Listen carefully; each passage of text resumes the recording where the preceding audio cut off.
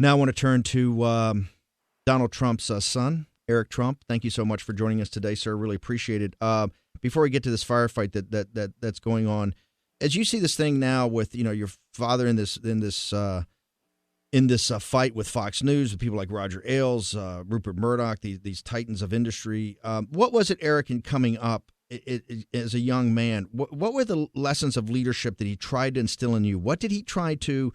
Because he's got obviously a very different operating style than a lot of executives and a lot of people you see that enter politics. But what was he tried to instill in you as a young man about leadership? Yeah, listen, Steve, first of all, it's great being on, and I really appreciate almost hearing Tim. He sounds great, and Tim, believe me, we're going to shove it right down their throat. I mean, he's going to be holding an event for wounded warriors at the same time the debate's going on, and believe me, we'll have that last word, and we are there for you guys. But Steve, I think my father's a fighter. He's a fighter. He's no different than the vets. He's a fighter. If he gets punched, he's going to hit back 10 times harder, and it's one of, I think, the leadership qualities that I admire most about the man. I mean, he's a great person. He's an amazing man. But he's also a guy. He's also a guy who will give his shirt off his back for somebody, but don't cross him. If you cross him, he'll hit back 10 times harder. He's just a great fighter, and that's what you see with this whole kind of Fox debacle right now. And I'm proud of my father for the stance that he's taking. I mean, I'm really, really proud of him. Why are you proud of him?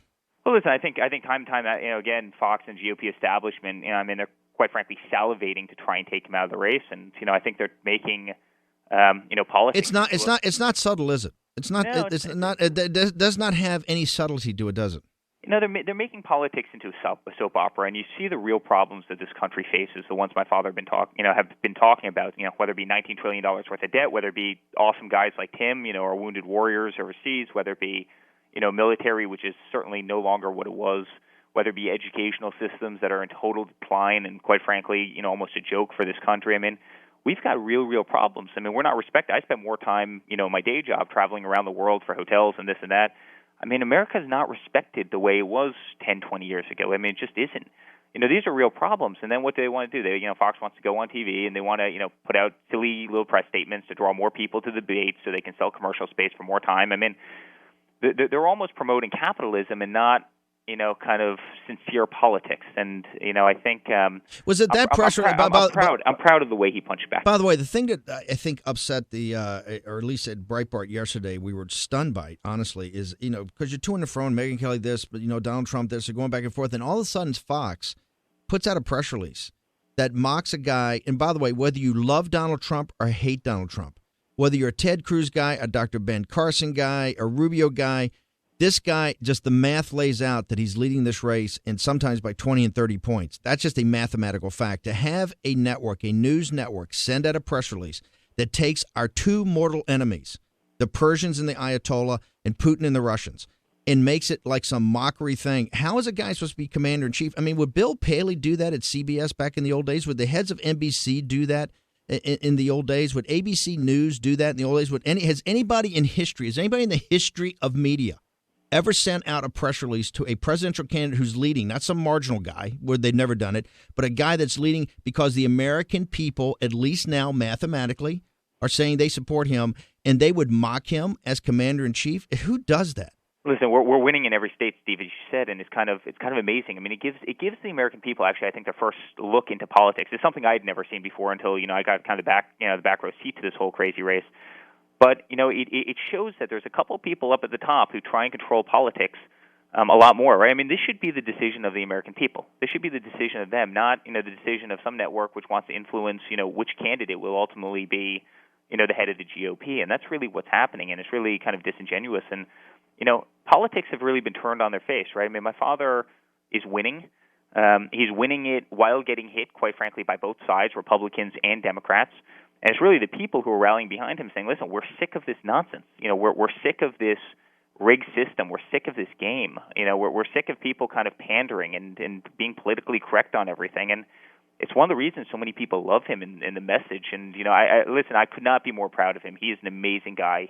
He is doing so well. I mean, 6 months ago, the two of us were building hotels all over the world and having a great time. And now he's winning this race and has really started almost a revolution in this country. And, even if he did lose, and by the way, I think he's going to win. I think he's going to win the GOP. I think he's going to win the entire thing. But even if he did lose, he's reinvented politics in this country. He's gotten a generation, including myself. I'm a young guy. I'm 32. He's gotten my generation, excited about politics for the first time. There are real business leaders out there who are saying, you know what? It doesn't have to be the guy on Capitol Hill for the last 40 years who becomes commander-in-chief. If we have a good idea and we can get a great rally behind us and we can, have enthusiasm, we can win. We can make a difference for this country. And if you look at the first commander-in-chiefs of this country, they were business guys. They were guys who were practical.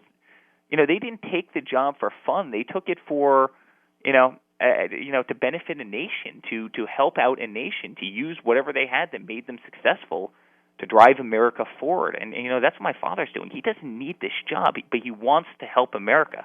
And he couldn't be more passionate about this. It's we've been called and teased and mocked and ridiculed a lot about being the having the pom poms out for Donald Trump. But what happened is on this show and on the site, we're one of the leaders in the world in comments. I think we had 6 million comments last month. It put us like number 4 or 5 in the world as far as comments on a website. This whole show is that really audience driven. And one of the things that Alex Marlowe is we would go around a couple of years ago. Yeah. And go to Iowa and go to New Hampshire to these get-togethers, and they would have Christie and Rick Perry and Bobby Jindal and Ted Cruz and Mike Lee sometimes and Carly Fiorina. And I would sit there, Alex, one thing we do is watch the audience. And I said, you notice how people are leaning into Donald Trump. And we were the only guys interviewing him. We would have the radio afterwards, and nobody else would pay attention. There was always just Donald Trump, being a showman. I said, have you noticed how people lean into when he starts saying things like they did Palin back in the old days? They lean in and they want to hear what has to be said, and it's quite powerful. By the way, whether you love Donald Trump or hate Donald Trump, he has changed the conversation and the narrative in this country on the issues that are most important: our sovereignty, the borders, this whole issue with radical Islam. He has taken the conversation, and quite frankly, he's dragged some of his top opponents over more to his side than others. So I think whether he wins, loses, draws, drops out, becomes commander-in-chief, he's done a service to his country, if nothing more. Then he's done 2 things. He's changed the conversation, and he's told people in this modern age, you do not have to back down to the mainstream media. They're not going to make me shut up. So I think that's quite powerful. I have a question. So many people that are Ted Cruz people are one of the things that I don't know if it turns them off, but that the deportment, they say, look, why does he have to get so personal? Why does he always have to? If he's going to punch back harder. But is the guy have to learn how to take a punch and just shake it off? I mean, what do you say to those people out there that say, hey, look, I love the substance of what he's saying, but sometimes it gets so personal, I don't know if I can go there and back him. Yeah, listen, I mean, Steve, he is a counterpuncher, right? If somebody punches him, he punches back, and he punches back harder, right? I mean, that's just one of the things that's ingrained in his DNA. And, you're either into that, you're either into the kind of that fighter mentality, or I guess you're not, right? I mean, I think it's certainly something. You're not going to recode the DNA, you're saying. I think that's right. And, listen, I think Cruz has been pretty nasty in terms of a lot of topics. I mean, he's been pretty nasty in terms of a bunch of things. And, in that case, my father will fight back. And, listen, what I can tell everybody, I'm not a politician, right? I build buildings and different things, and I work with my father, and I can attest to the man's character. He is just the greatest guy in the world. He is, he's an amazing person. He's an incredibly philanthropic and charitable person. I mean, he's just an awesome guy. He's a great American. I mean, here's a guy who would, quite frankly, rather sit down at an informal table and eat a cheeseburger. I mean, he's just an all-American patriot, and he's got that fighting spirit in him, and he wants to win this. And as I said before, he doesn't need this job, and he wants to do it because America has provided him so much opportunity. He's built an unbelievable organization, right? I mean, he's raised an amazing family here. I mean, he's, won everything that he's ever wanted. I mean, he's there. He's almost the epitome of the American dream to so many people, and I hear that every day, and he wants to give back. It's, so many of the guys standing up on the stage, and we've gotten to know them, they need this job. If they don't win this race, I mean, for all intents and purposes, they don't have a job, and, they're career politicians. He's a guy who just cuts through nonsense. He can get things done. He can get things built. People. I saw somebody on TV last night saying he won't build the wall. That man will get that wall up so quickly people's heads will spin. I mean, that's just the type of guy he is, and I see it in my daily life. And by the way, you don't. So for all those people out there who say, "Hey, he's writing checks with his mouth. He'll never back up." You're saying, "Hey, no way. If he says he's going to build a wall, he's going to build a wall." Listen, real estate's a pretty binary thing. You either build it or you don't, right? And it's tough to build things, right? You have to go through politicians, you have to go through approvals, you have to go through a lot of, red tape, right? I mean, it's very tough. If you build it, you might be successful with it, you might not, I mean, depending on how the project works out. But if you don't build it, you're going to fail immediately. His whole career is based on getting things done. In real estate, if you don't get things done, you're bankrupt. You're out of business, right? It just, that's what the man does. He cuts through nonsense, and you see so many of the guys on the stage, and they're going back and forth. In Article 3, I proposed language just said this. In Article 9, I proposed language just said this.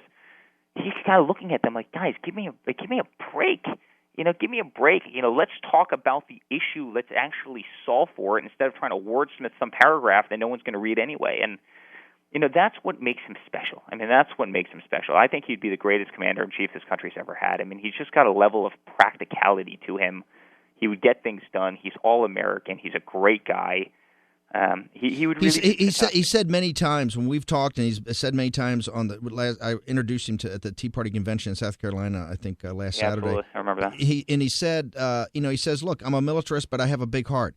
I don't, I want to have a military so that people are not messing with us. Do you think, because I know you're a student of history because you went to Georgetown, do you think that he has got what Lincoln had and FDR had, which they had to do a lot of things that are quite unpleasant? Do you think he has that coldness and toughness internally to actually do what needs to be done if we go to full war with ISIS to destroy them? Do you think he has that? Oh, I think he'd be the greatest, defeater of ISIS in the history of the world. He always jokes, what would Patton be saying if he saw this? What would the great General Patton be saying if he saw the way that we're handling ISIS? He's the type of guy who says, listen, let's stay out of a lot of conflicts that we don't need to get in, because we're having our youngest, our most precious, people, which are, our young vets, getting legs shot off and getting arms shot off.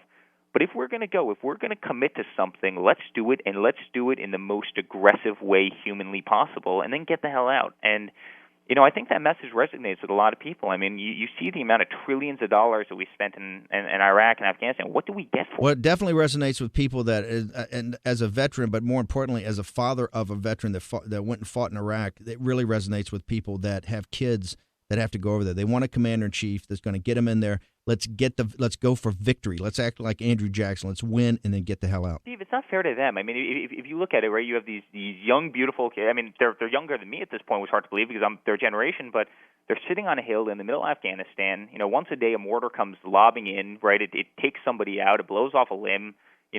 Sometimes they miss, sometimes they hit. They're stationed there for 10 years. What does that get us?